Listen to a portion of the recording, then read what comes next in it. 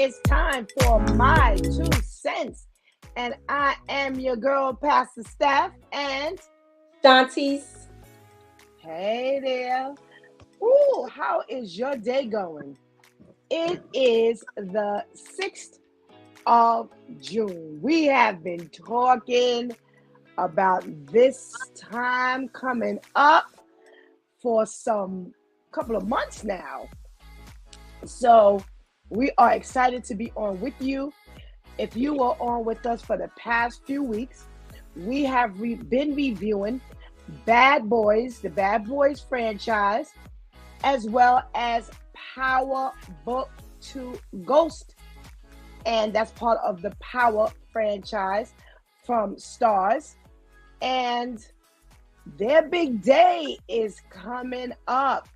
And we've gone through season 1, we've gone through season 2, and this week we're going to talk about season 3, as well as we've been through Bad Boys, Bad Boy 2, and this week we're talking about Bad Boys 3, which is Bad Boys for Life. So what's going on, Shantice? How you doing? I'm great. How are you, Pastor Steph? I am well. We are missing our friend, our boy, Brother Ainsley, your Brooklyn guy, that Brooklyn guy. And hopefully he'll be able to jump on, because we surely don't want to miss him from this particular episode of My 2 Cents. Because we a threesome. Right. We don't want to miss him. So if you're in the room, make sure you check in with us so you can say hello and we can say hello back. But before we go any further, we got to give a shout out to our girl, Anika. Hey, Anika. Hey, Anika. You know, the one who helps hold it down and makes our Facebook live. And we are live on YouTube on the Close World Christian Talk Show. We could not do this without her. Amen. So just to give our brother Ainsley an opportunity to jump on. All right, Shantice, we're not going to talk about tonight's review just yet, but we're going to talk about what's been leading up. But before we do that, we got to give a shout out to our girl, Ketty. Hey, Ketty. Hey, Ketty. And our man, brother, boy, Serge. Hey, Serge. Hey. All right. So thank you for joining us. Hopefully, we'll be mounting up. And Shantice, we've been leading up to today.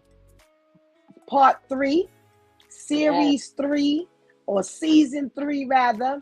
So what's been the anticipation? Oh my goodness.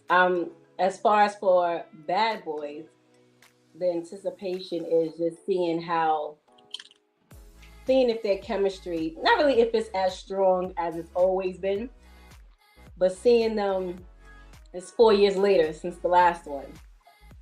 Okay. So just seeing what the plot is, kind of got the synopsis of it. They're supposed to be like the wanted ones now.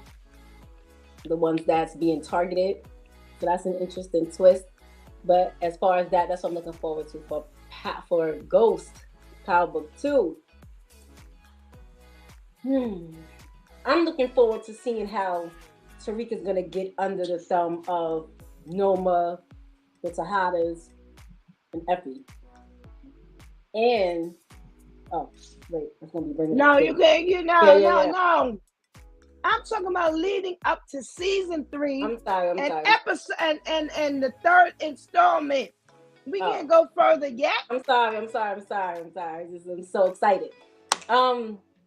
Just waiting to see what other twists and turns comes with the plot. You know, in Power Book, you had the professor who was helping to take Tariq down kill herself. You had Zeke die and get killed accidentally, because the husband was trying to go after the ex-boyfriend / connect. So I'm just waiting to see how all of this unravels.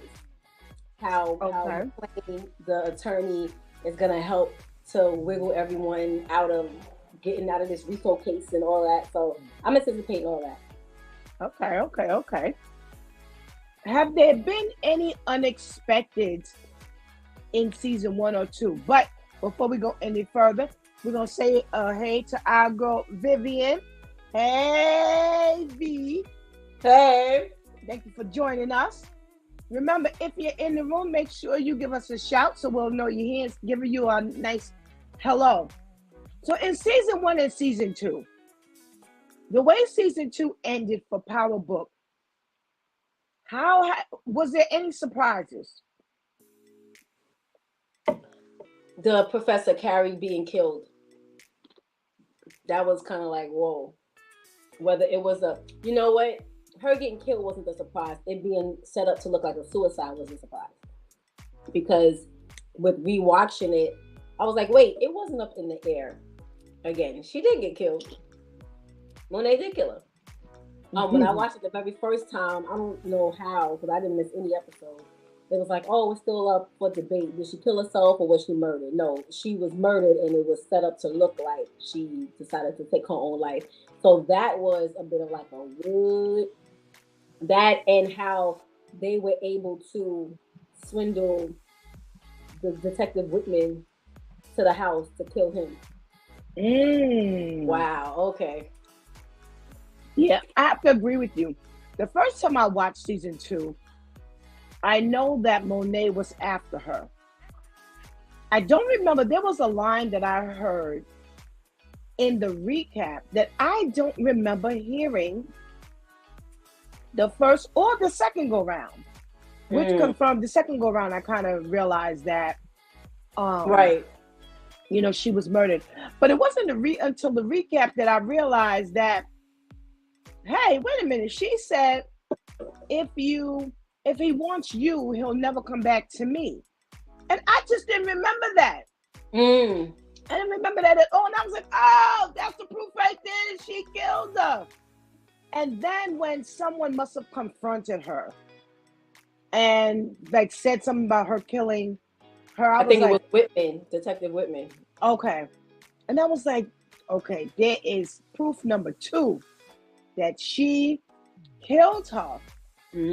So I'm like, okay, so you really like out of sorts, you killing up the professor. And do you really think that was even necessary?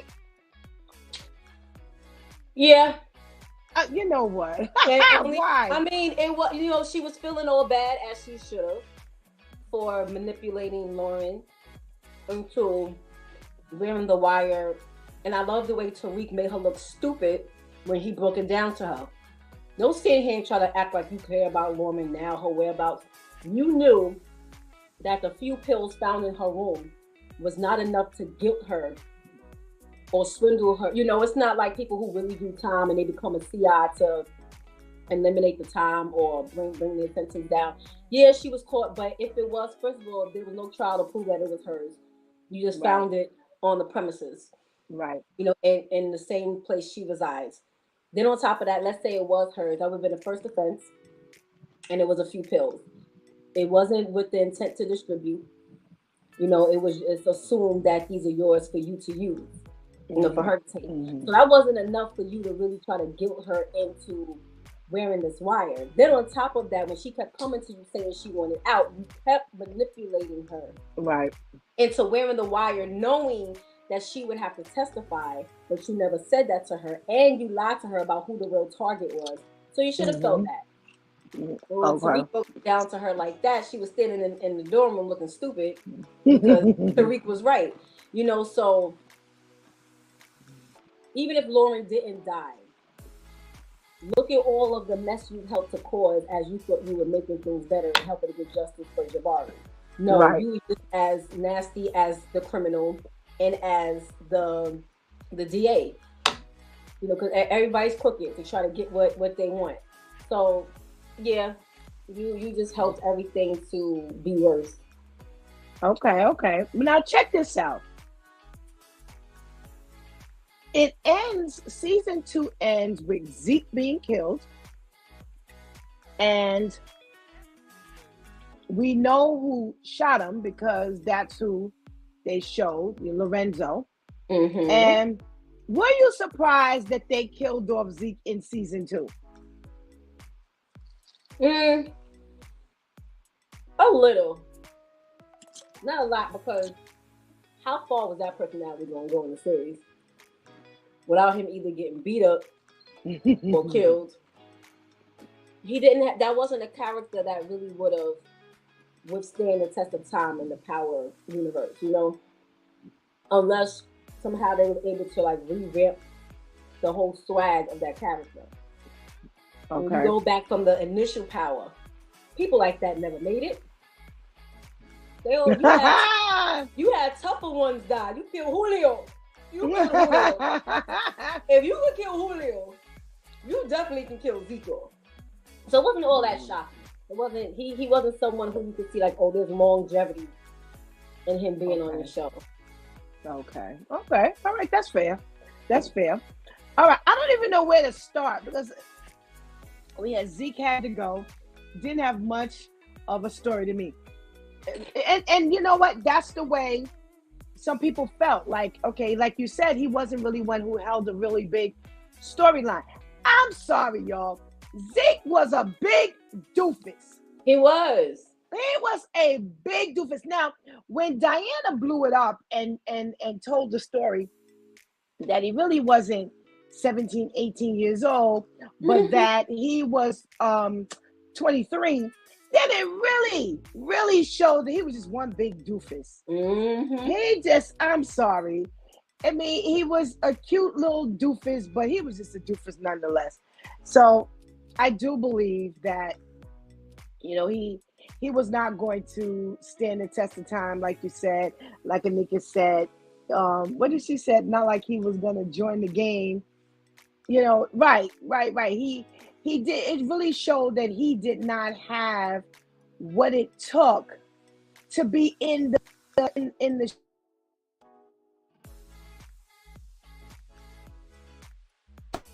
Okay. It really didn't show that he could, you know, Monet's been trying to keep him out of the street game, the drug game. Right. You can really see why he couldn't handle that. Right. So you're right, nigga. It wasn't like he could really keep up with the game. So I don't know where we're gonna start, but I guess since we're here, we can start here. Normally we start with the Bad Boys franchise, but this time we can start here since we're already here. So, all right, season 3 of what are we talking about? Ghost Power Book 2. Now wait, I want to do something a little different. Okay. This go round. I want to pull up. Let me do it like this. What are we doing here? I want to pull it up this way.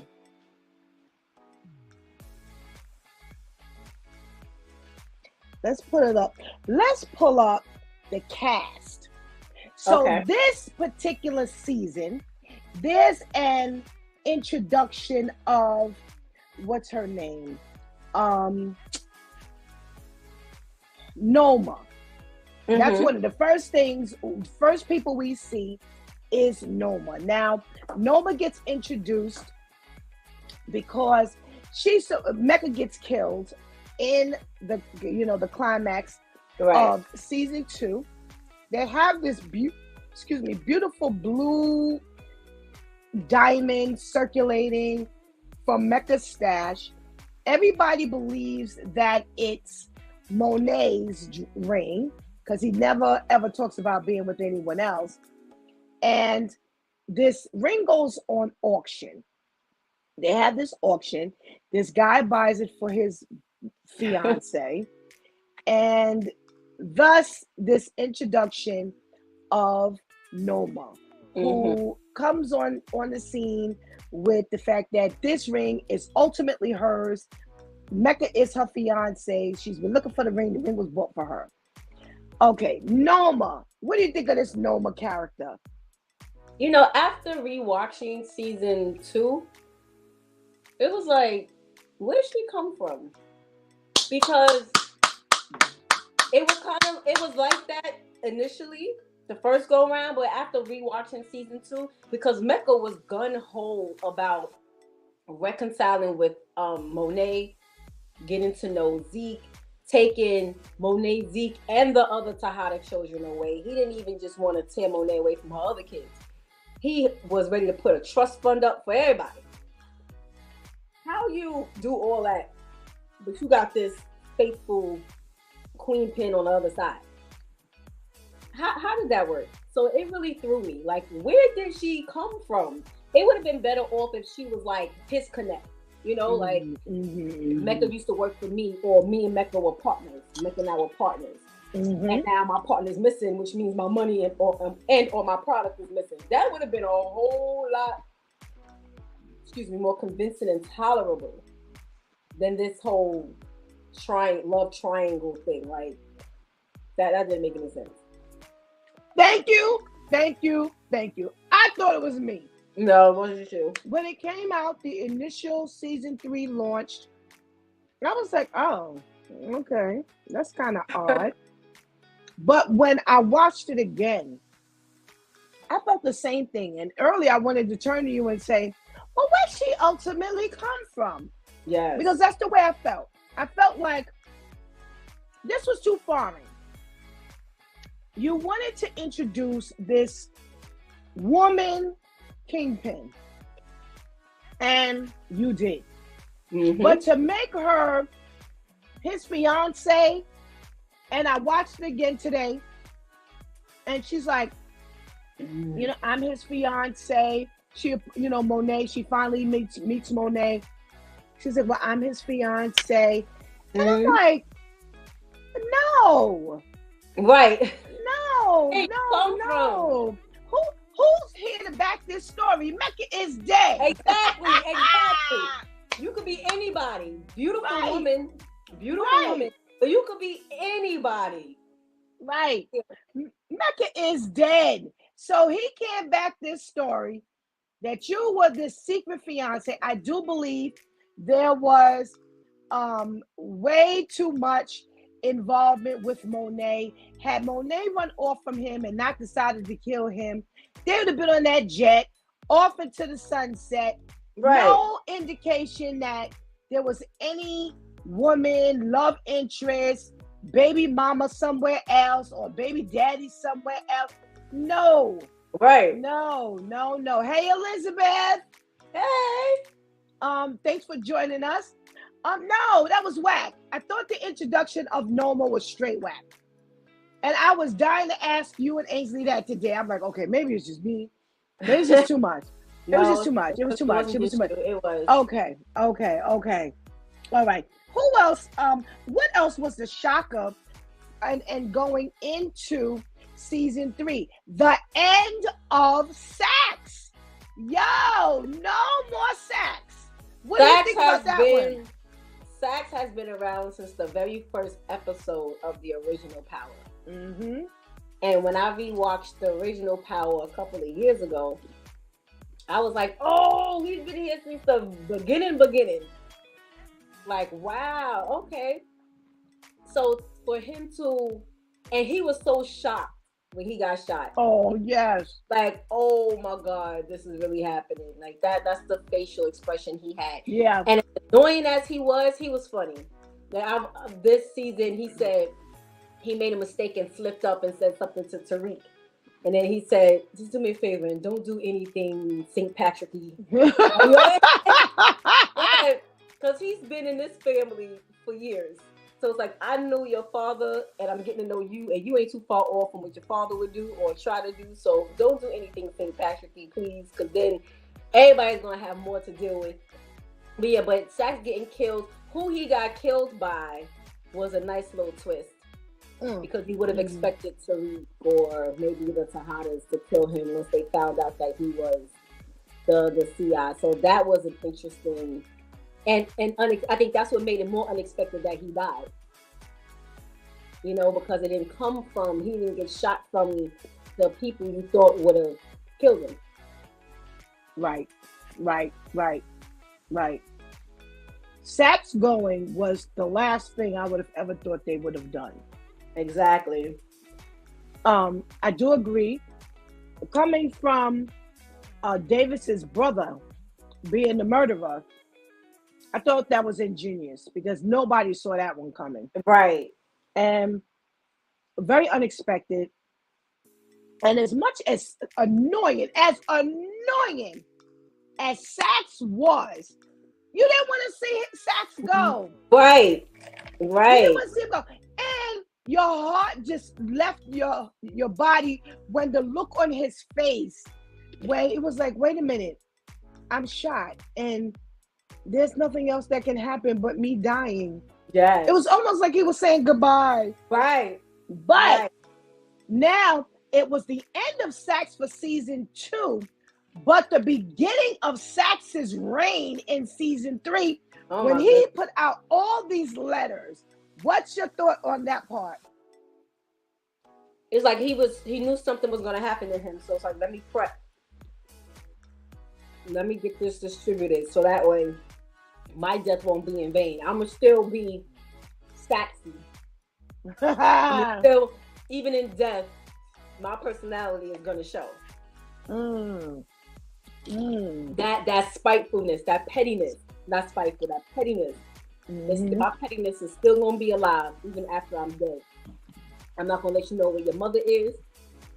I'm gonna send all these letters out to everyone to put you on blast and to have people come for you because I know I'm gonna die at the hands of you. And he didn't actually. That's what was crazy. Tariq had absolutely nothing to do with his death. Right. Nothing to do with his death. I think the petty word is perfect here. It would take Sax to be petty enough to write letters to everybody, including 2-Bit. 2-Bit need to go sit down somewhere. He needs to go sit down. He's perfect for the pop-up. I don't think he would have been good as a solid character. No, he was not a what's his name? The other one who was a pain in the Dre. neck. Dre. Yes. He would have never. No. Dre. Right. Dre in Power Book 2 would have made it like what? Yeah. Dre would have made, because see, Dre would have been able. He would have kind of been like Kane, except he would have known how to be a little more sophisticated and hood, almost like Ghost, because he actually was up under Ghost. Right. He would have almost had that chameleon like Tate, like McClane. Right. Because even when Tate and McClane was talking, and he's like, "What up, N?"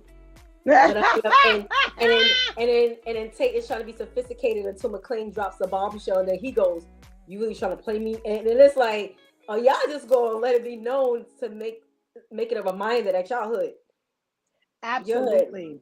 At the end of the day, outside of this law firm, outside of this political race, I'm still hood. Yes. All right. Here's another. We see the end of Lorenzo in season 3. What do you think about the end of Lorenzo? That was horrible, the way Monet set him up.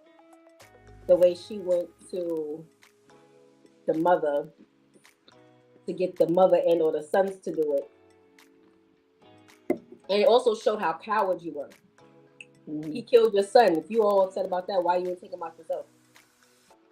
But I thought that was just like, because you got her sons killed, that's exactly why she said she wouldn't tell her son that Lorenzo killed her husband, your father, because she knew her sons would retaliate, and she didn't want anyone retaliating on them, because she know they're like family, blood family almost. Right. I know how thick-headed and vengeful my kids are. I know how thick-headed and vengeful your kids are. There's going to be a war. Not only a war, but a war between the family. I don't want to risk that. Yeah, I lost my husband, but I'm not risking my kids. But you still planted that seed. So when you saw it didn't work with her, you then went to the son. And it was just so like nothing. You know what I'm saying? Like so effortlessly done, and now Lorenzo ain't here. It's like, come on. You could have done that yourself. I think you would have gotten a little more respect from your kids had you taken him out yourself. But they still would have been mad at you. But the way you set all that up was just like, nah. Manipulation and cover up to the T. Yes. To the T. All right, another person enters the picture in season 3. Sean the Fine Nelson. Yo, where did he come from? I was like, oh my gosh, look. But what was his name in Fresh? Oh, I can't think of his name. Did they call him Fresh? No. What did they call? I forgot what they called him. But I was like, whoa, look at Mr. Grown Man. Yes. And he was just a hot mess hitting on Monet. Like, how you hitting on your mother? She old enough to be your mother. Like stop. I would say he got killed off in a nice amount of time. As good as an actor he is, and we've watched him play in series where there was drug involved, even though he wasn't the drug dealer.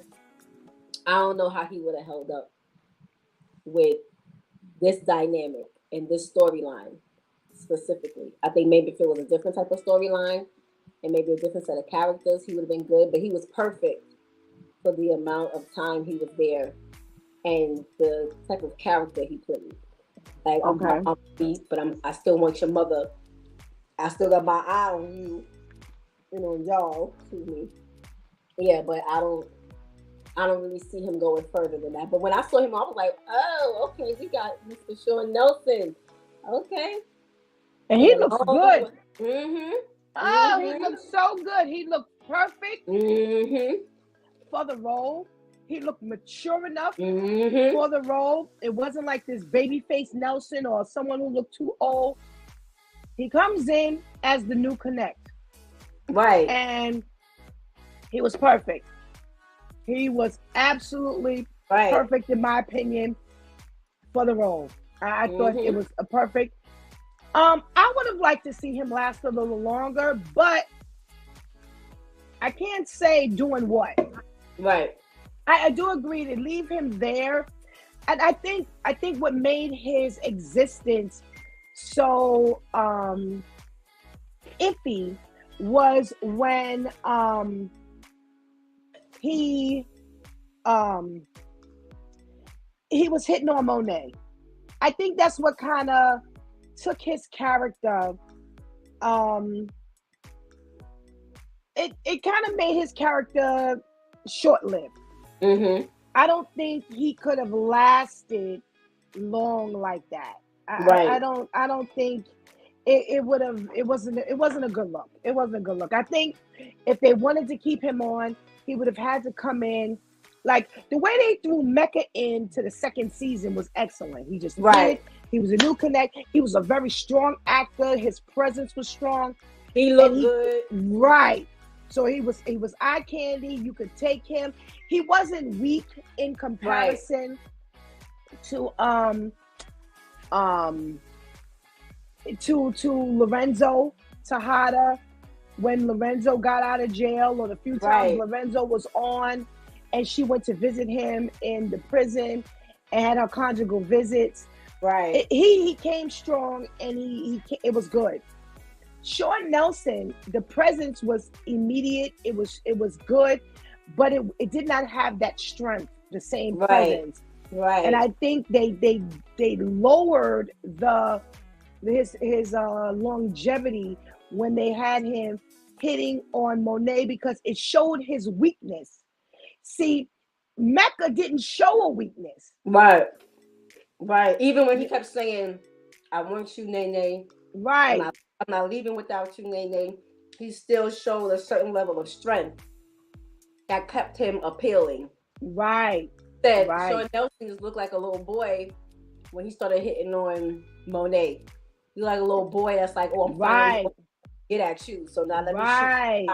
Like, nah, bro. Right. No. Right. All right. So in comes Harper. She's the new professor. She's replacing Carrie. What do you think about the entrance of her character? It was good because you knew they needed a replacement for Carrie, Professor Milgram. She didn't do too much because if you follow her, I don't know her real name, Mhm. But I've watched her on enough movies and series, and she never plays the main character in anything I've watched her in. But she always played good whatever role she got. I've watched her play a drug addict. I've watched her play the prickly, stuffy. She was William's girlfriend on Girlfriends the later seasons. I think like the last 2 or 3 seasons. So she played like a prissy type. Here, she was just upstanding, integral, professional woman. I liked her demeanor. I liked how she didn't come in like, oh, I'm here to take over. I like how she she didn't just jump back on tape, back in what they used to have. It was like a slow, gradually, I'm gonna see how you move because there's some things about you I don't like. And he started showing like he was on the up and up, so she took him up on it until Okay. no, Can you hear me? I can hear you. Okay, I cannot hear you, You may have to unfortunately. go out and come back in. Okay, so you keep talking. I'm gonna exit and come back in. Okay. Okay, yes. So she was very integral, very upstanding, very professional. Definitely on the up and up. So to watch them get engaged and then her pretty much having to end the engagement because she found out he was his horrible ways.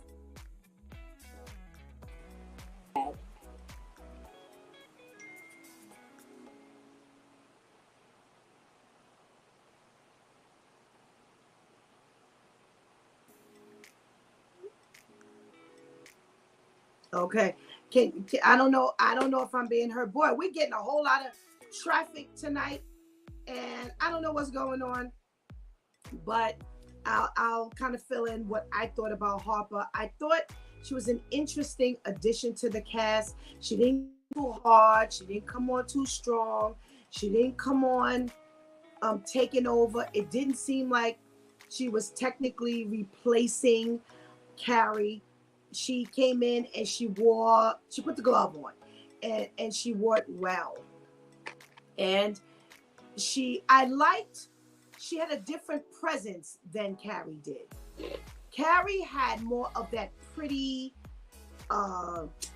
prissy, you know, presence. Harper came on with an educated, strong, and it wasn't like Carrie wasn't educated, but it was just two different people. So can you hear me? Okay. It was two different people. Um, and it was good to add her in. I thought it was excellent to then pair her up with Tate. What did you think about that pairing? I thought it was good. That's what I was saying when you had to leave and come back in. I think it was really good dynamic. Again, she took her time jumping back in that relationship, and she was happy for that brief moment in time until she found out that he was back up to his slyish ways. And then it was like, sag. Okay. But as far as them being together, it was a good look. They looked good together. And had he stayed on the up and up, they would have been perfect. But Okay. because her character was so integral, it was just like, nah, I can't be down with this. Like, absolutely Right. not. Right. Absolutely. Right. Now, another addition to the cast. Tell me what you think of him. What was his name? He ended up being Diana's love interest. Mr. Wacko, he was corny as I don't know. They could have got a piece of corn on the cob to play that. He was whack. Oh, Shakim. It was Sharif. I don't remember. It was someone else. Something like that. It was horrible. I'm like, what is she attracted to? He didn't even look attractive. He looked corny. Some people just look corny. That was him. Like, how do you look like that? How do you just look corny? I didn't like him at all, especially once he got blown up, it was like, and you faking, my guy? You're faking? That's not even your real name. You lied about your background. You lied about your upbringing. What? Made you, like, I didn't think he'd get any cornier than what he was until that happened. And then you telling her she needs to sever ties with her family. Even if that were true, you don't know her family. And it's big. Absolutely. You don't even know how big her mouth is. So she go back, she tells Kane this. You won't be the one eliminated. Why you trying to get her to eliminate him? Yeah, I actually, I could not believe that became her love interest. I'm like, yo, I know you just joined college for the first time. I know, you really don't know what's going on in the real world. You've been sheltered by the drug life. But yo, him, even when they showed, there was the first scene they showed, she had on like a pajama shirt. He was skin and bones. He didn't even seem like he was macking. Do y'all even use that terminology anymore? We don't, but but you know what I'm talking about. Yeah. It was like his game was so weak. Mm-hmm. It was nothing to him. Mm-hmm. And I'm like, yo, you come from brothers like this.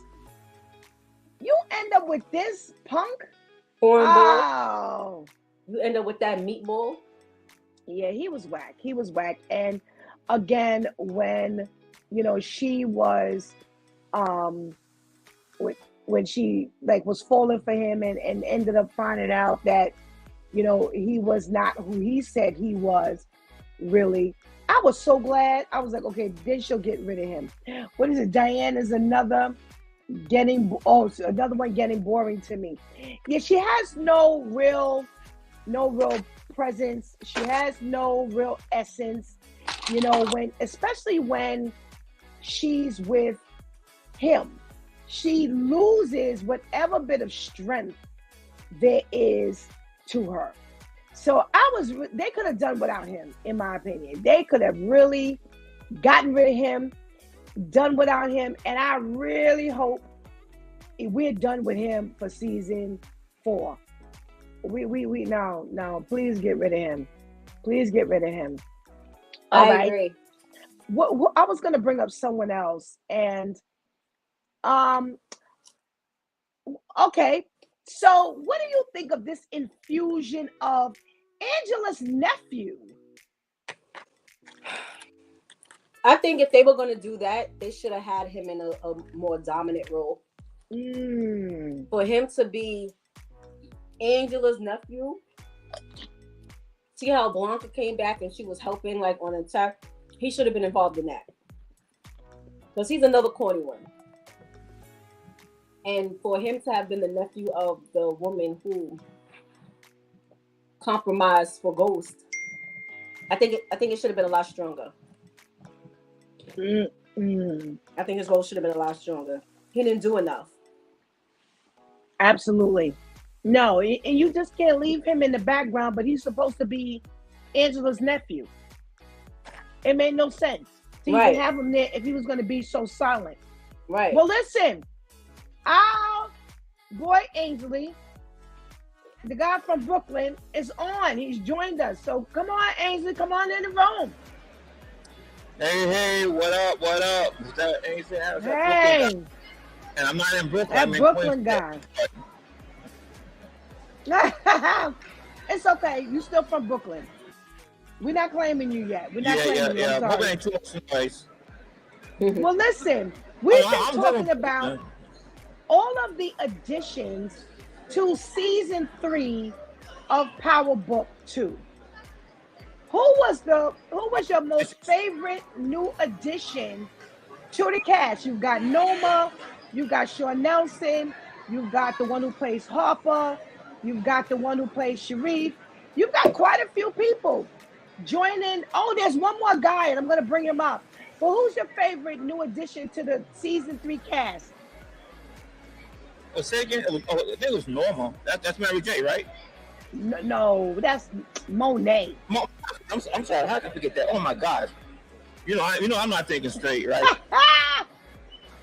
Noma is the one who was supposedly with Mecca, and nobody knew about her. Yeah. What do you think about adding her to the cast? Adding a different dimension. Like, you need somebody like a superpower villain, so to speak, and she plays that role, and her assistant along with that. You think so? You think she brings that dynamic to the table? Well, put it this way, they're all scared of her. I guess so. Tyreek, I guess Monet, so. Kane, I guess so. I guess if you're gonna put it like that, I guess so. That don't mean nothing. But you know what? It's funny because I was gonna say, yeah, this guy, the one who plays her right hand man. What do you think about him, Ainsley? I like him. Even though I can't tell where he's from. Well, he's a character you love to hate. But I guess he hates American guys, or I guess our way of thinking and stuff like that. Or y'all too confident, I can't wait till y'all mess up so I can do what I want to do to you. Yeah. And that was okay. Shantice, what do you think about him? He was annoying, and it served him right to get slashed in the face. He got slashed in the face because of his arrogance.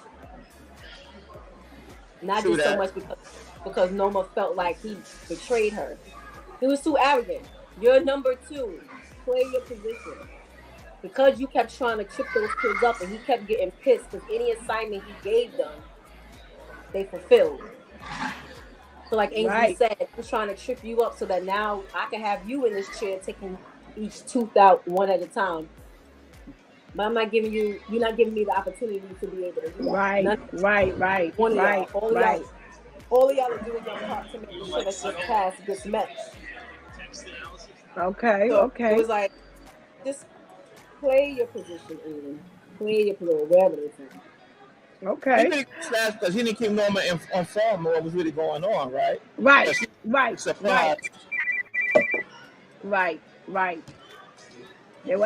was angry. She was angry because it came out that he was holding some information from her, and she wasn't on top of things the way she would have wanted to be on top of things. Yeah, exactly. Right. Yeah. All right. I got an uncle to Braden. His character, Ainsley. What do you think about his character? I hated him. A scumbag, man. It's like one of the lowest you can go. Wow. I think he's a scumbag, First of all, you're doing the Wall Street, doing the Bernie Madoff thing, come on now. And so brazen about it. It's like, yeah, that's what we do. That's how. Yeah. Okay. Shantice, Uncle Lucas. I'm sorry. Go ahead, Ainsley. I thought you were done. That's why and he needed the Monet to make a personal visit to his place and be like, yo, you won't give me my money. He stepped into their house. You go taking the pictures off the wall and yada, yada, yada. Like a little gangster on that, all right? Yeah. Shantice, what do you think of what's his Uncle Lucas? Is that his name? That scene Ainsley just brought up was so disappointing, but she was not intimidating at all. We're talking Mary J. I'm starting to get on Steph's bandwagon about Mary J's acting. But this is like a new level of it. I was saying it first before she verbalized it to me. I was just like, that role was supposed, and as soon as you were talking about it, I just in my head just saw Jennifer Lopez killing that scene. And I'm like, you supposed to be intimidating, even for us on the opposite end of this camera. We're supposed to be sitting feeling like you taking the paintings down off our wall. I'm sitting here looking at you like you just went in my refrigerator without washing your hands. That's what I look at. Like that's how I feel. Right? Like, sit down, please. But Uncle Lucas was trash. He was scum. because you were still willing to throw your brother and that girl under the bus. And this is something that you initiated, that you started, but because you don't want to get sent away, not even to jail, but to move away, because you want to stay in NYC, you're gonna now throw everyone else under the bus. Even at least Kiki has something to do with it. Your brother did, but you're willing to now snitch on them so that you can stay comfortable. That's why you fell off the side of that building. Okay. And, so he was just trash. He played that role good. He played it well. I like how he kept getting shut down even by the black guy, the black business guy, because he kept thinking he was so many steps further ahead. Right. What's the name? RJ something has to keep showing RSJ. him. RSJ has to keep showing him, I'm way ahead of you, bro. Like, you're not about to pull one over on me. I'm so much further ahead of you. So yeah, he was horrible. I like when he insisted that Tyreek accompany him to Italy. Yes. And Tyreek was the only one at the table who spoke Italian. I was like, that's what you got from your father. That's Compliments of Ghost. You hated your father so much, but yet he was the one that prepared you to be able to take this trip. And I was like, go, yes, go. So I actually did like that dynamic about that. Now let me ask y'all something. So Noma shows up in Italy. How realistic is this? Ainsley. Yeah, that was a little like it's far fetched, but then again, it ain't too far fetched. I guess you got to figure if you're on that level of villainousness, you got information. You figure, he's hanging with RSJ, and it's far fetched, but it ain't too far fetched. Okay. No matter where they go. Yeah. Shanti, she shows up in Italy. I didn't think it was far-fetched at all because, again, she probably had her number 2 in her ear saying, let's go out there and make sure they're doing what they're supposed to be doing or whatever. But, again, I'm a drug dealer who needs to make sure that I get my money. And especially if I'm trying to intimidate you. Now I'm trying to show you that I can pop up anywhere. Like, ain't no getting away. So it wasn't all that, like, well, how or why would that happen? But I don't know. I didn't really see the purpose of it. I think that's what it was for me. Not more of is that realistic or not, but what was the goal? Because it's not like they owed you money in that aspect. You already gave them their task. Right. It's not like they owed you money. You didn't get your money, but now you finding out they're taking jets here or there. So now you went to collect. That would have been something different. But it wasn't the case. So it was like, what was the point in you popping up on it? And maybe that's where I'm going. My thing was, okay, not only it wasn't like they weren't coming back to the States. Right. They were kids from college. So you knew good well they all had connections. They would be coming back. They weren't fleeing. I'm like, that to me, maybe opposed to realistic versus necessary. How necessary was this move to kind of push your power, if you will? I was like, that's whack. I didn't like it. I was like, they could have done without that move. I think it was just a little too much for me personally. I thought that was just way too much of a power push. Who knows? I didn't care for it at all. It was too reaching for you, huh? What'd you say? It was too reaching for you, huh? Yeah, I was like, no. Why wouldn't it? Now we look and we see you. Okay, whatever. So we've you've seen this. What was your shocker for season 3, Ainsley? All right, here's my shocker. It's real quick. Well, here we go again. When you have that moment that's like, that don't make sense right there. Y'all could have did a better job. All right. You got through the whole season, the 10 episodes, until the very last minute when Tyreek, how he gets away, when he's in front of Norma, her second man, came, Drew, Diane, and what's his old girl? His old girl. Drew, Effie,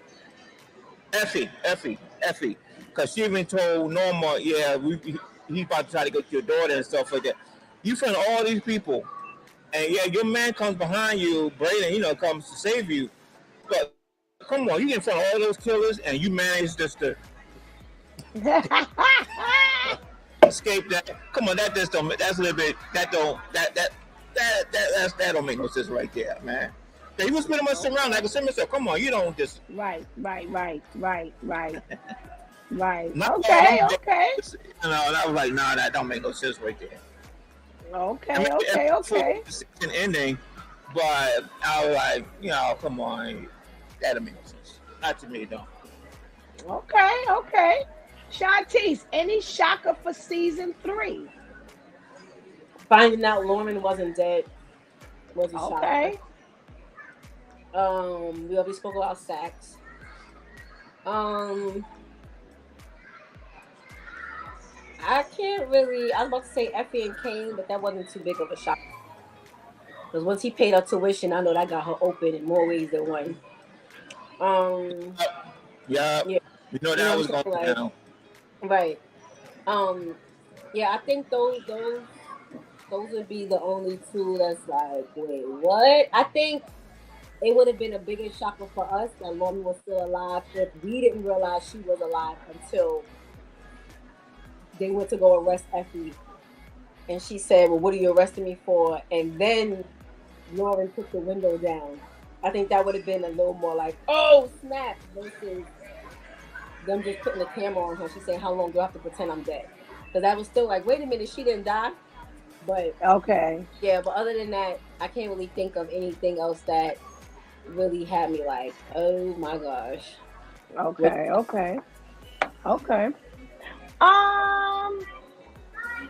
I'm trying to think of what shocked me from season 3. I can't think of anything that really threw me over the top. I'm glad they let Tariq know that they tried to kill Lauren. I was really glad of that. I'm glad they didn't hold out and stretch that storyline any further. Mm-hmm. I am really glad that cat came out the bag. And I think other than that, I think what you two mentioned, I was like, how, I thought the same thing when Kane had the gun on Tariq, and I was like, well, how is he going to get away? Because I know they're not going to kill him. And when the lights went out, and now Brayden starts shooting, it was a little surprising. Like, oh, they got away, and when they got in the car, nobody was shooting after them. I was like, they're not even going to try to shoot at the car. So that was kind of... They didn't even come outside. No. I think they tried to reenact the end of season 4, I think it was, of Power, when Ghost, Tommy, and Kanan decide to get at Drew. And at the end of that episode, it was the 3 of them driving off.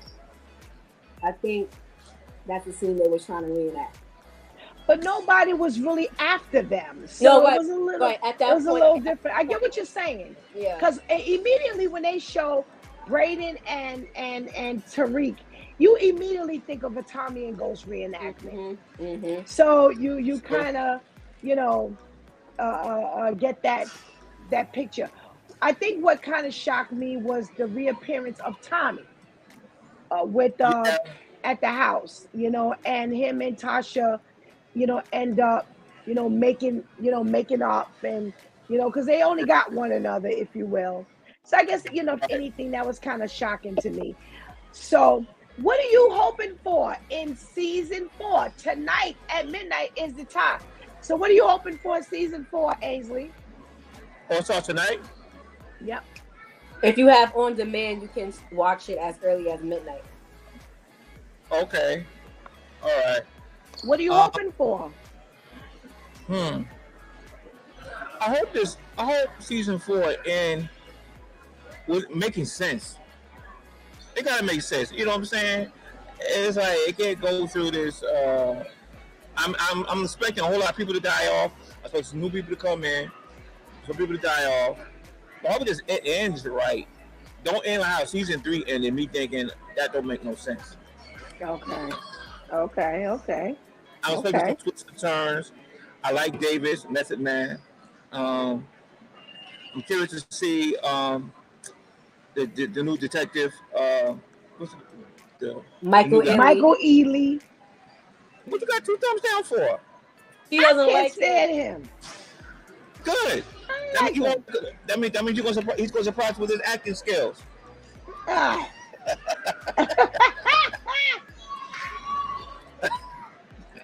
Yeah. They could have done someone else. They could have done anyone else but this tired Give, Michael Ealy. you got to give him a break. You got to give him a break. You ain't even see that I ain't gotta episode. give him nothing. He brings nothing to the table.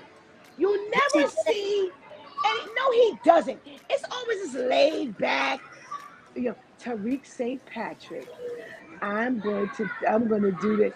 It's like, yo, show some They could have emotion. gotten Idris Elba. That would have posed a threat. Mm-hmm. Idris Elba would have, especially in his American voice. Oh my Listen, God. they could have brought in Wood Harris. I was just about to take say, that. why didn't they bring in Wood Harris? Why didn't They they could have bring done Wood Sean Harris for Harris? that one. But see, they got Sean Harris on BMS. So, yeah, either Harris brother, but Wood Harris, they could have definitely had him play that detective. Yeah. Look, there's a lot of people. There's a lot of people who play that part. I ain't going. You know, don't give my brother a chance. You know what I'm saying? You know what, men? This is what's wrong with the men's species. Okay, y'all are so afraid of hurting each other's feelings that it's. Come on now. Listen, when you see how we talk about the women, it ain't no different than the passion we had about replacing Mary J. Blige. So before we even see season 4 with Michael Ealy, I'm already envisioning without even trying who could have killed the parts of the previews that I saw. I ain't even seen episode 1. This is part of the preview that his voiceover could have been. No, I don't have to give him no break. No. I want to see this. Hold on. Wait, Ainsley. I just want you to go back to when they tried to remake the Power theme song. Okay? What? There was the Power theme song. No one gave Trey Songz a break. There were videos and memes out the woodwork. If he was a brand new artist, he would have never had a career after that. Ever. Never. And he didn't do bad. It wasn't a bad version. It just wasn't the Joe version. It was bad because it wasn't the Joe version. And then it was so bad that the next thing you knew, when the next episode came, it was Joe version all over again. There was no prep. There was no. I gotta listen to it. I'm not familiar with that. I got to listen to it. Go ahead and pull up the videos because I know they still got them online. But see, it's not gonna have the same effect because it's not live. When they switched that theme song up, every comedian, every civilian, people in jail, everybody was making memes and commentary videos about this theme. Didn't nobody care about hurting nobody's feelings. I'm telling you, the only reason why Trey Songz was able to ever perform again after that was because he already had an established fan base. If he was a brand new artist, he would have never survived that. So I say all that. No, it wasn't bad. It wasn't bad. It just wasn't the Joe version. It was like they just put this imitation version out. I was like, well, what is that? Right. And they made that mistake, and they never went back to that version again. That's why even now, Joe's version ever since. That even now, with this being a whole new generation, you still got Joe singing on that theme song. Okay. All right. So listen. Okay, check it out. So whenever you hear someone say that an actor or actress, listen, if other people can play that role, that ain't the role for you. Because we ain't never looked at New Jack City and said someone else could have played Nino Brown. We ain't never looked at anything and say no one could have played Ice-T's role, no one else could have played Pookie, no one else. If anyone else could have played that role, that was not the role for you. I gotta agree. And not only that, let's even stick to power. Nobody ever talked about Kane. Nobody ever talked about Tariq. Nobody ever talked about Tasha.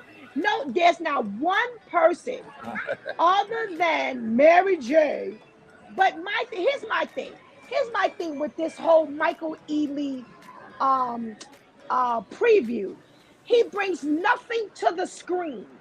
You're bringing this preview. I disagree. I'm sorry. Okay, so you tell me, what does he bring? Does he really bring suspense? And I need to see season 4 from his clip. Really?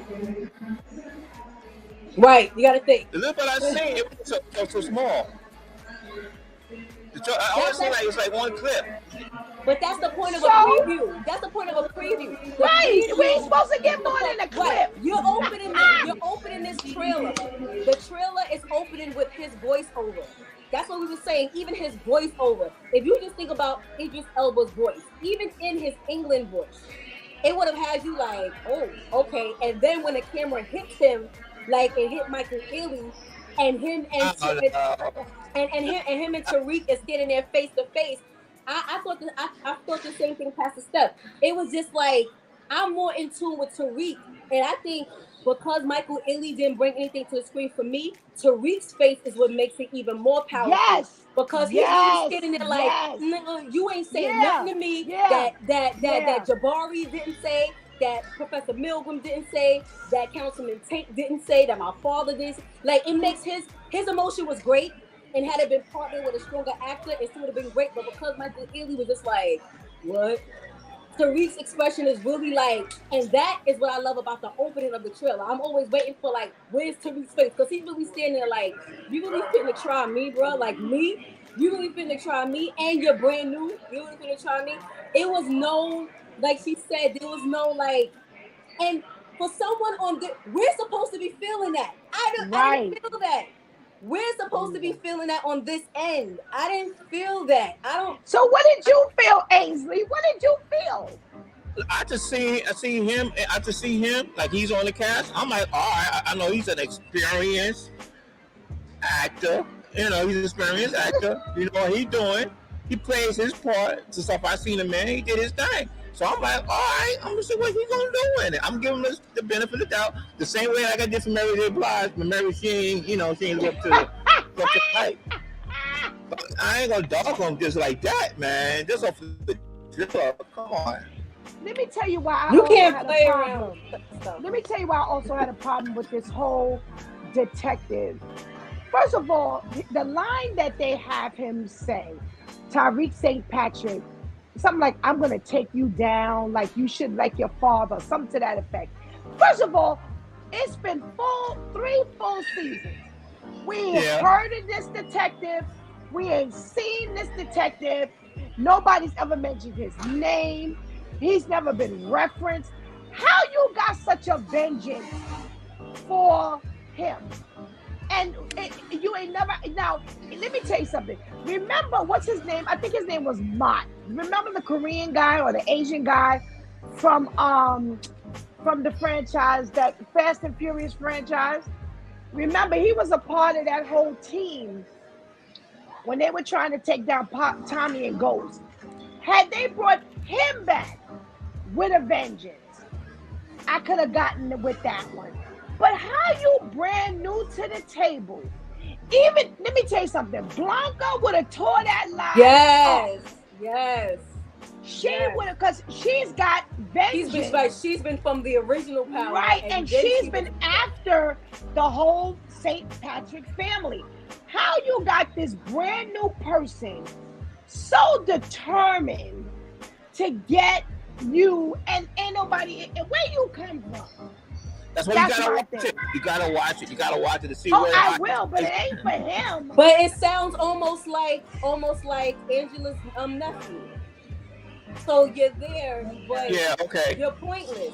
So again, unless they finna tell us that he's the son of someone James St. Patrick killed or something like that, it's not gonna make any sense. That there's all this hatred. Like you about to get a commission off of if he gets penalized for whatever. And it's just like, okay, and then on top of that, because it's not it's just I don't know. What the reason why they getting by with certain passes is because overall the series is still banging. But if this was like BMF was this last season, forget about it. It would have really been like, yeah, no, we not, we not feeling that. You know, I think they need to start at they need to start asking the faithful fans, who do you think would be a good fit for the Power Universe? Yeah, Let us put names in and let them analyze and go over those names and let the casting directors either just offer, because there's been actors and actresses they didn't even have to audition because of past work, and once they see the script they just automatically want them there, or others they will audition. Let them do that. But I think they should ask all of the true fans of the Power Universe, who do you think would be a good fit? And the Power Universe isn't over because they're about to start with the Origins or whatever. Original. Yeah. Who's gonna be a good fit for the Power Universe? They just gotta act to my 2 cents crew. We just give it to them straight, right? Absolutely. So wait a minute, Ainsley. What else are you waiting to see from season 4? I want to see is Jenny, the prosecutor, is she in there? Is she really off? I want to see how she gets off. Okay. It's kind of sad to say. I think I like to see her get killed off. Really? Okay. Yeah, but she did some underhanded things, because it's like, as bad as Monet is, and Kane and stuff, you expect them to be bad. Maybe it's a trigger thing for me. Like for me, like I was happy when what's his name, Whitaker, he got killed. Right? Whitman. That's the white guy. Oh, the white detective. Right. Mm-hmm. Now you know why? Because I don't know if you remember the one scene. He pulls over Monet, right? And breaks the mirror.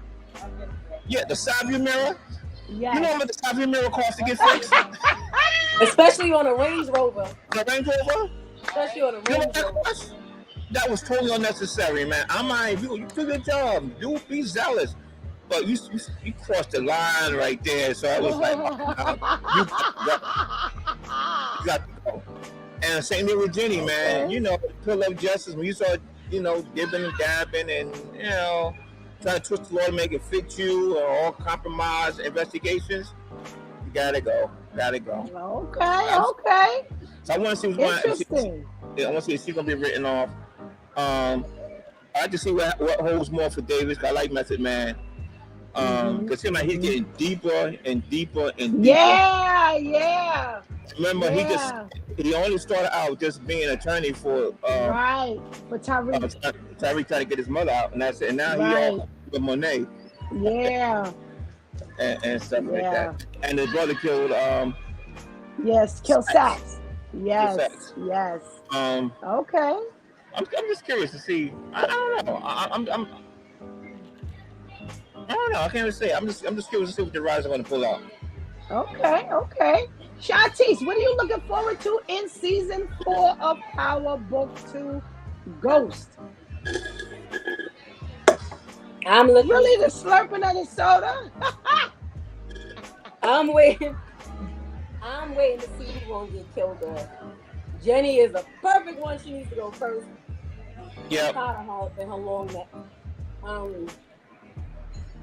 I'm waiting to see who out of the original Vortex, the Tejadas, Effie, all of them are going to get killed. I believe Norma's going to get killed. She's dispensable. I think if they let her live, that would be Norma. Oh, really? I think if they let her live, that would be extremely weird. Like, what are we doing? I think Monet is going to get killed off. I don't know why she didn't die already. Really shot.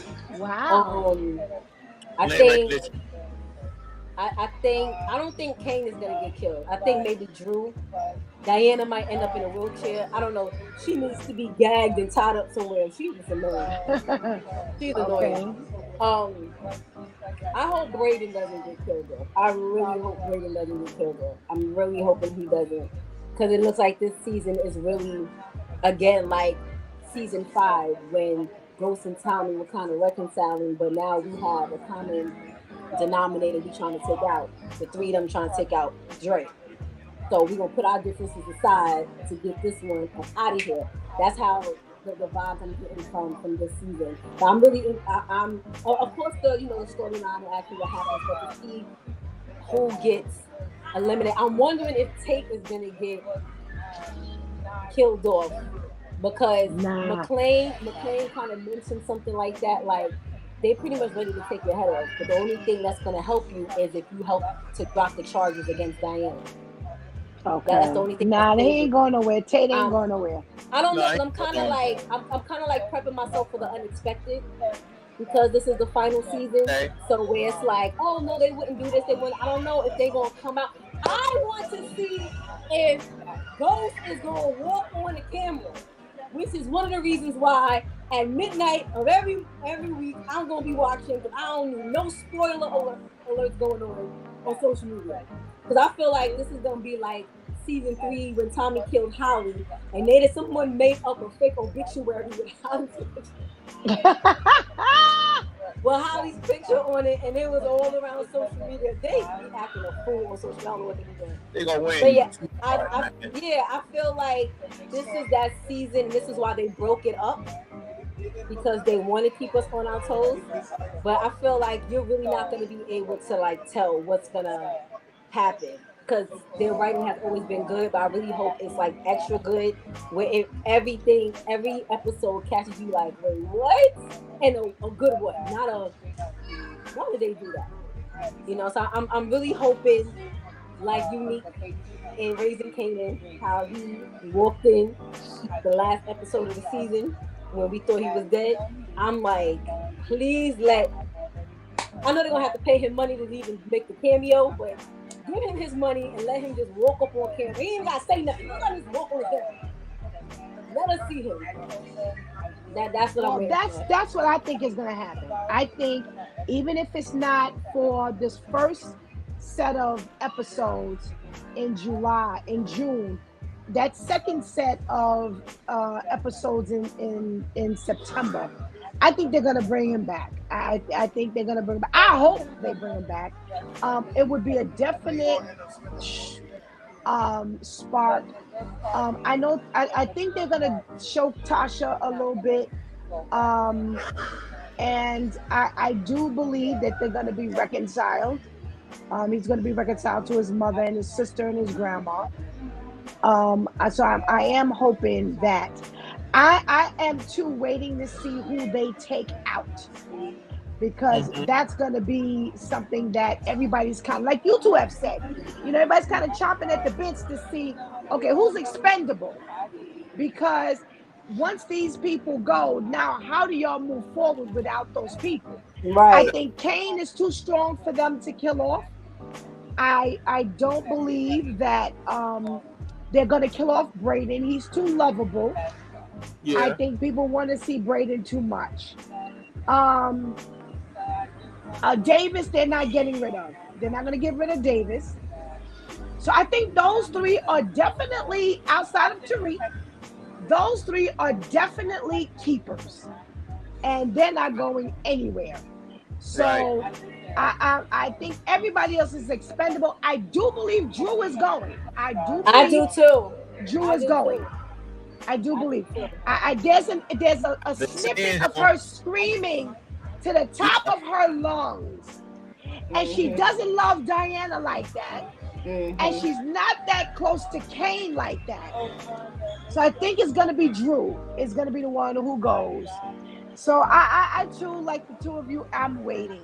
So again, we're going to see what happens starting tonight.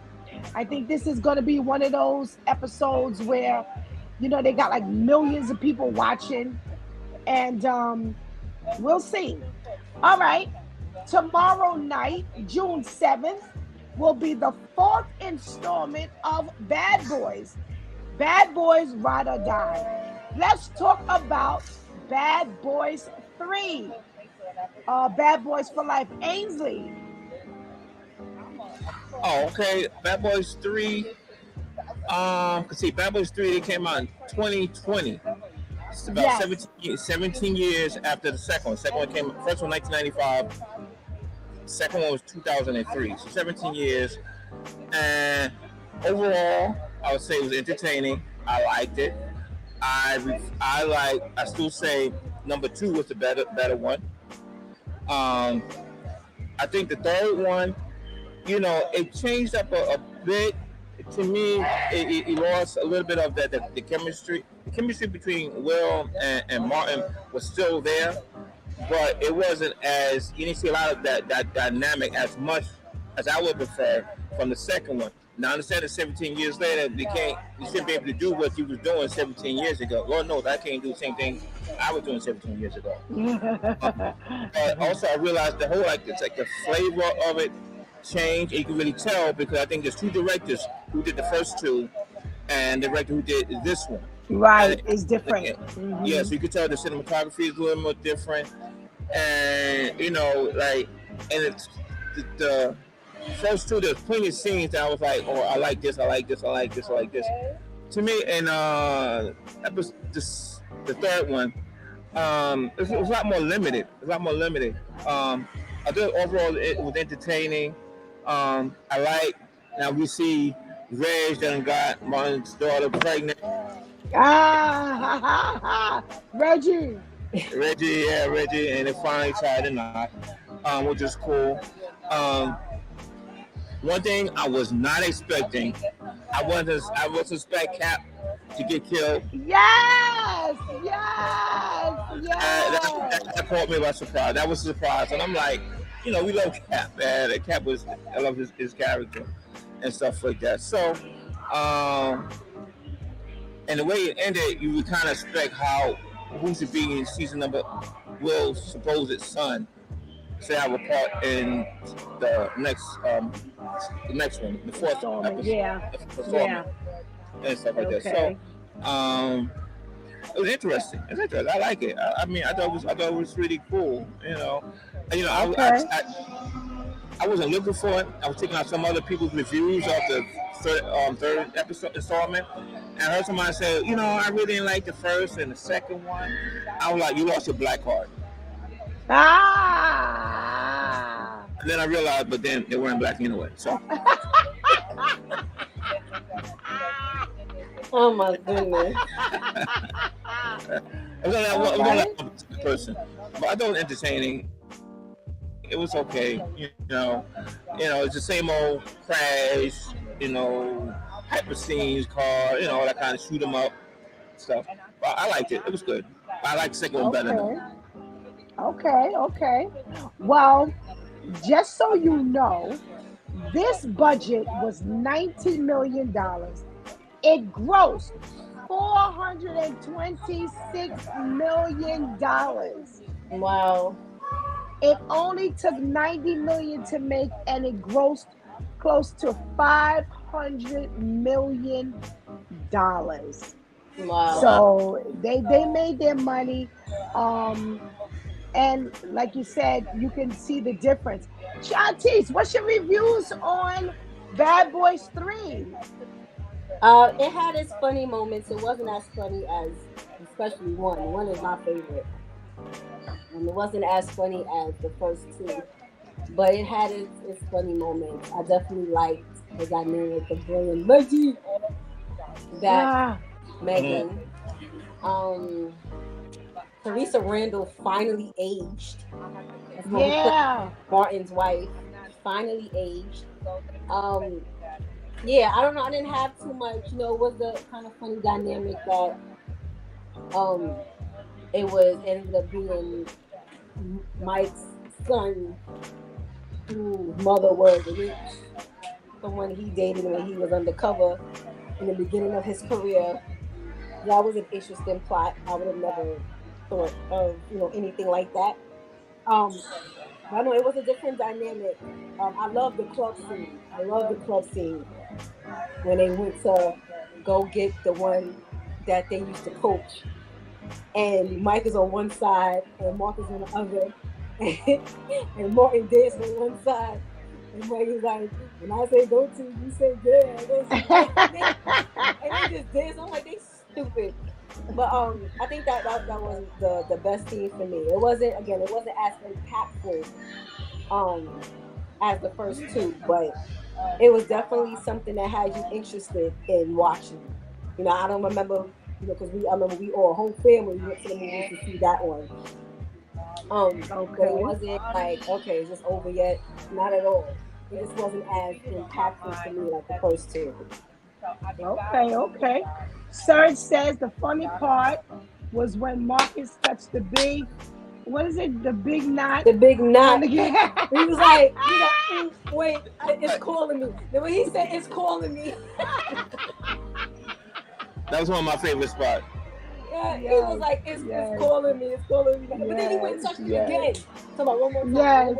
And it reminds you of like people, especially when I was younger, it was people who used to love popping other people's pimples. Yeah. What's wrong with you? Like, you to pop your own pimples. And I used to be like that, but only if you were close to me. Not just like, I just happen to be speaking to you, so let me get that pimple. No, if you were like my mother or my boyfriend or something, I'm like, is talking to me, can you either go put some alcohol on that, or can we pop it? Because you just let this big old white bubble sit here and irritate it. But he's on my, it's calling me. It just showed how stupid they are. That even in a serious situation, you gonna find some way to be silly. That seems funny. Yeah. My take on 3 was very different. I felt it was really different from the first 2 installments. It showed that they were older and they had kind of come into just older people's lives where they're assessing their lives differently. They're forced to assess their lives differently. And Marcus is rethinking this whole police thing. He's got a grandchild now, and he can't cry because Mike won't let him cry. He's embracing getting older, and he has children, so he definitely is going to have a different take on life than Mike does. Mike is still the bachelor, so he doesn't look at life the same way. I thought it was a lot less funny than 1 and 2. 2 being my favorite. But I did like where they went. I did like it sounds kind of weird, but I did like the shooting of Mike, because it showed how Marcus felt about Mike, and coming from 2 where he wanted to separate from Mike, and I thought it was a nice comeback, and a testament as to how he really felt about his partner. I too was very surprised at the killing of Kat, but it brought them again. It brought them closer together. So I hated to see that happen, because he was one of my favorites as well, and I loved his personality in the movie. I did like the whole witch. You had sex and made a baby with the witch. Yeah. He really took that. He really took that to his own level, where he was just focused on that. He could not get over the fact that Mike actually made a baby with a bruja, and that was funny. That was funny. I think out of the 3, 2 remains my favorite, but I did actually like the direction of number 3. I was not disappointed at all. It didn't disappoint me. It was, to me, it was where it was supposed to go. So I'm really interested in seeing where where this is gonna go for the 4th installment. Where are y'all gonna go? Oh, wait a minute. Hold on. I got a post. It says, hold on. Oh, it's coming up on my. The comment is coming up on one device, but it's not coming up on the next device. So I have to wait until it comes up on my phone. But um, you know, Shantice, Yes. one out of three. Which one in order? Which one? 3, 2, 1. Which one? It's my favorite. In order, 3, 2, 1, and one being the one you like the least. 3 being the one I like the least. No, 1 being the one you like the least. Oh, 1 being the one I like the least. Part 1 is 3. Part 2 is 2, and part 3 is 1. Okay. Ainsley, what you got? In order of Preference. preference. Well, starting from least is 3, 1, 2. Okay. You did it the opposite way. Okay. All right, I got you. Yeah, 2, 1, 3. Yeah. Right. Okay. All right. For me, it would be my favorite is number 2. My second favorite is number 1, and the third one would be 3. What are you looking forward to seeing in this fourth installment, Ainsley? I want to see because the way it ended, it sounded like the last scene of this one. It was Will talking about to his son like they met the opportunity for him to make amends or something like that. So I'm like, how they going to explain his son, who's a real killer? He don't kill so many people. How they going to make that make sense, and him being in the next the next installment and whatnot. So I'm like, it's got to make sense. And then that dynamic with Martin, I'm curious to see how that's going to work out because they left the door open for that, very open. Right. So Right. All right. Okay. And how is the next villain going to really be? Can you going to be? Because the first two was just drug dealers. This one, you see, okay, there was more of a connection to the villain. Like, it was more of a dynamic to it. I hope they do that with the fourth installment. Or it's going to be another drug dealer. You got to bring some more meat. I hope. Okay. You know what I'm saying? It makes sense because, like you said, the first 2 was drugs. The third one was just this revenge mission. Right. So, and I thought that was a nice twist too. I thought that was a nice twist. Okay, makes sense. Shantice, what are you looking at? We've seen a lot in 3 installments. Where can they go that would still keep your interest? Well, I kind of read a little of the synopsis of this one, but without reading it, I don't know if they could have gone back to like the someone from the original, but they got killed off. But if they were like some way able to tie in, maybe like a family member, something from one of the old drug dealers they were trying to take down. Because again, the 1 and 2 were killed, so you can't necessarily bring them back. But I think this time. I mean, to cut you off. Since you said that, I'm sorry, I got things to say before I remember. You know who could come back? And Mama, the fat daughter of one of the drug dealers. Oh yeah, the second installment. Yeah. Yeah, that would be interesting. That would be Johnny Tapia's daughter. Yeah. Yeah. That would be interesting. But I think now this time somehow they're the ones that looked at as the criminal. So I'm interested in seeing how that is going to play out because now it's like they got to wiggle their way out of that and I guess prove their innocence or however that's going to work. So I'm looking forward to seeing how much I'm gonna laugh at this because Martin still looks like a butterball. And Will is, you can tell he has aged a little more.